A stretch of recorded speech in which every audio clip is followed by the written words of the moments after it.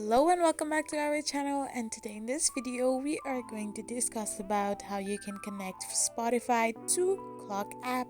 So without wasting much of our time, let's get straight into the video. So first and foremost, all you need to do is simply open your Clock app powered by Google LLC. So once you open it, in the alarm section you can find options to set an alarm. Simply choose a time and set an alarm. Now simply go on the sound section and press on it. Press on the Spotify music option.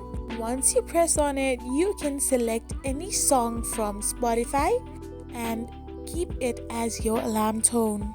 So this will allow you to connect your Spotify music to your alarm clock.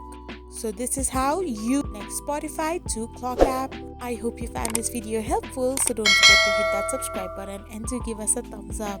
We will be back again with these informative videos.